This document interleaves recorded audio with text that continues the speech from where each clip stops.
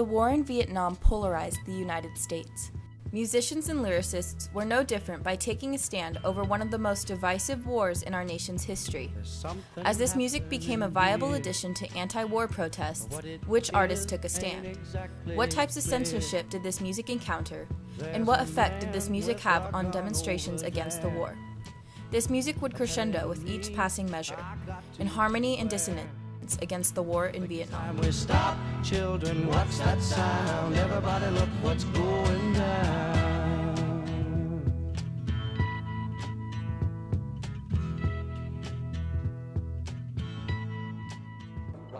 Political and social expressions through music inspired by war can be traced throughout the past 2 centuries. One of the first was Mrs. McGrath, an Irish folk song about a soldier with the British Army who lost his legs in combat during the Napoleonic Wars. Without any legs and in their place 2 wooden pegs. Battle Hymn of the Republic and When Johnny Comes Marching Home Again during the Civil War reflected the melancholy of families, while General Daniel Butterfield's Lullaby, or Taps, reflected the carnage of the war. Hanging on the Old Barbed Wire and I Didn't Raise My Boy to Be a Soldier during World War I formally began the war protest songs of the 20th century. The songs of the Second World War, however, showed less dissension, fostering more heartening songs like Cole Porter's You'd Be So Nice to Come Home To and Every Time We Say Goodbye. The first protest song in Vietnam came in 1954, while Vietnamese soldiers were fighting the French at Dien Bien Phu. French songwriter Boris Vian wrote The Deserter, which was censored from French sale or broadcast for nearly a decade. Early in the war, artists choosing to take a stand against American involvement in Vietnam often found the popularity and sales of their music hampered by censorship. When musicians decided to take a stand, particularly early in the war, before about 1967, there could be real consequences. Barry McGuire's song, Eve of Destruction, broke on to the top 20 countdown in my hometown of Colorado Springs at #1, and then was never heard again because the advertisers in Colorado Springs, military town, told the radio station that they didn't want to hear it played anymore.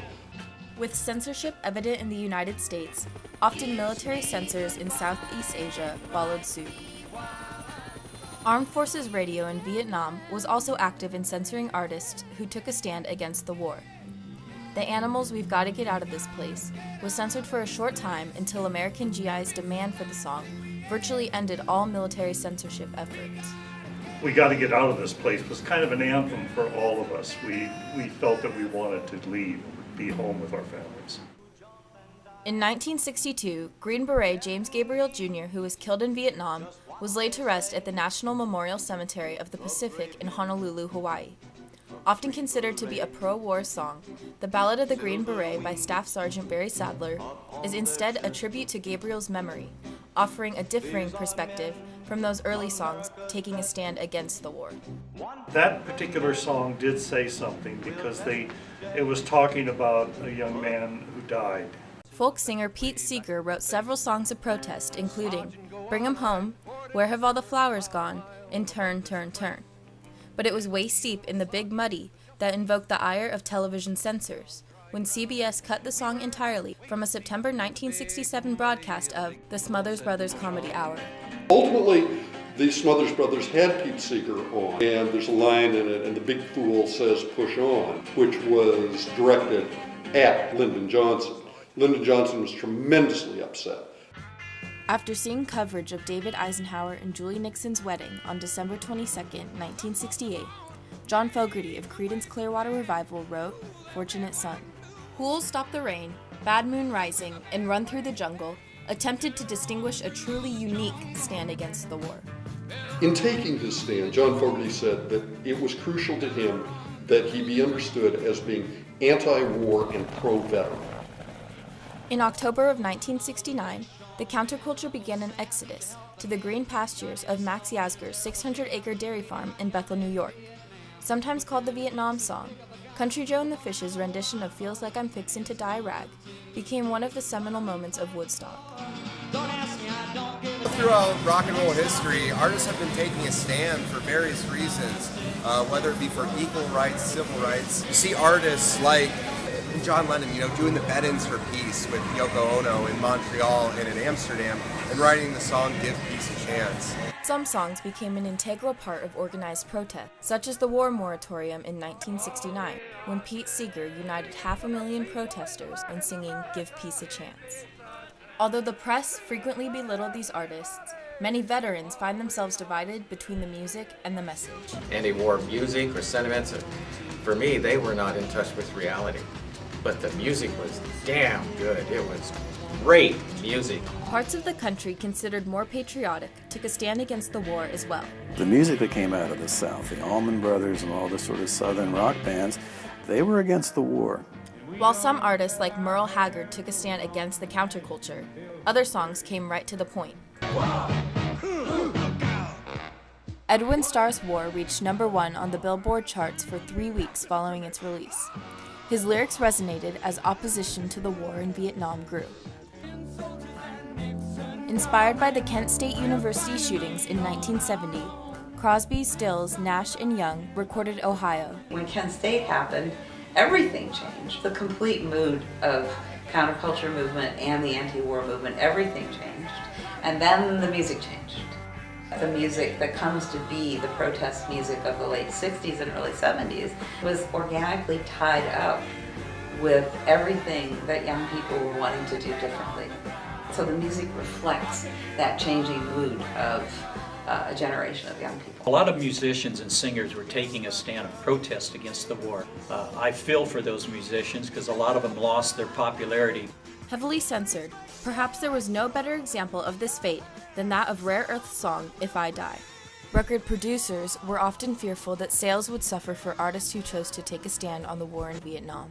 Berry Gordy, the president of Motown, actively discouraged his musicians from taking public stands on political issues, but then was confronted particularly by Stevie Wonder and Marvin Gaye, and they simply said to Berry Gordy, if you don't allow me to take a stand, I can go elsewhere. And Berry Gordy somewhat reluctantly said, okay. Today, Rolling Stone magazine ranks What's Going On as the 4th greatest song of all time, right behind another song of protest released that same year.